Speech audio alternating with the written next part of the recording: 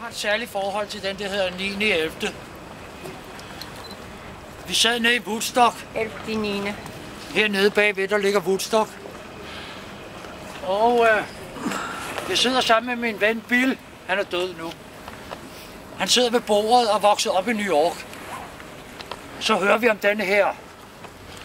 Så nu er der røget en fly ind i den ene bygning, og på den anden er på vej ind.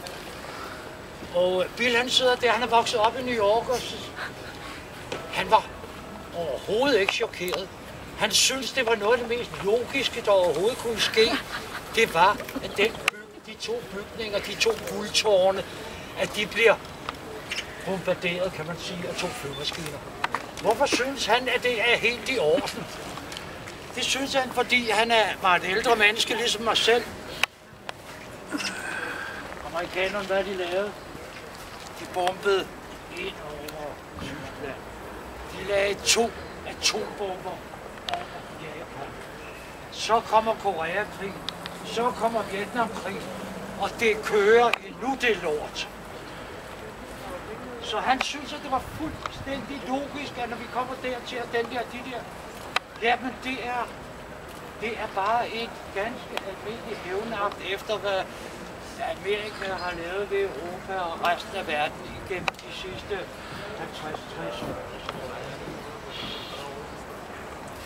Derfor den her pengeseddel kommer ud. Den kommer ud her for 2 år siden, hvor der er nogen, den der hedder Conspiracy Theory. Det er sgu dem selv, der har lavet det der nummer der, for at få lov til at lave de der store byggeopgaver i Irak, som overhovedet ikke blev til noget, og så videre.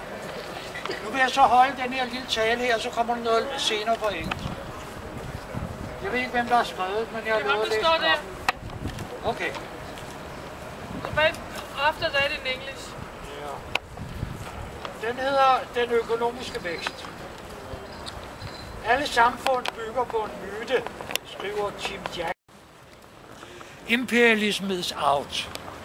World trade and economy must fade away and die. Then transportation will be minimized and we will overcome. Long live the crisis. Woohoo! Nu ved jeg ikke helt, hvordan det her foregår. Her, hvor blev den der pengeseddel af? The money. Who stole the money? It has to be buried. Works around.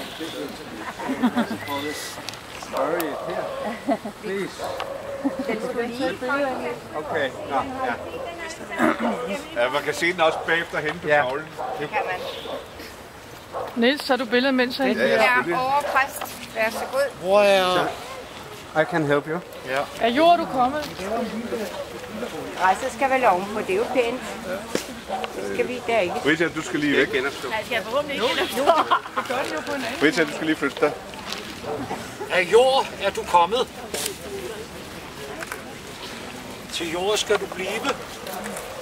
Og af jord vil du genopstå. Forhåbentlig vil Bush aldrig genopstå. Ja. Som noget andet. Sådan, så